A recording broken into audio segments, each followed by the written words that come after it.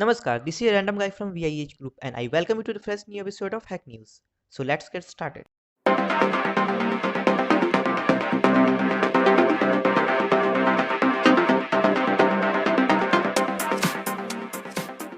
So the first news is coming from North Korea. So according to a blockchain tracking firm Chainalysis, North Korean hackers stole over 400 million US dollars in cryptocurrency last year.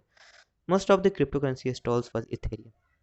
Now the next news is related to Cisco. So Cisco on Wednesday announced patch for the critical vulnerability on their UCCMP portal and UCC domain manager that could be exploited remotely to elevate privilege to administrator. So this can be tracked by CVE 2020-22 20658 and the CVSS score is 9.6. So comment down your views that CVSS score 9.6 is very critical or it's fine. So now the next news is from Washington. Students leave Washington middle schools after the dismiss bell on Wednesday. So basically, APS Superintendent Scott Elder cancels Thursdays and Friday classes for the entire district due to cyber attack.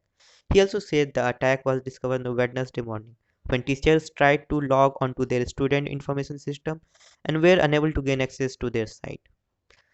Now, a very big news is coming from White House. So actually, there was a meeting arranged last month by the US National Security Advisor Jack Sullivan. So that meeting was related to Log4j vulnerability, where National Security Advisor asked to invite firms, a group that include Amazon, Apple, Google, IBM, Microsoft, and Oracle, to share ideas on how the security of open source project might be improved. So finally, a summit in the White House organized yesterday, means on 13th January 2022, at which technologies companies discussed the security of the open source software. A lot of top-notch companies also took a part in the summit.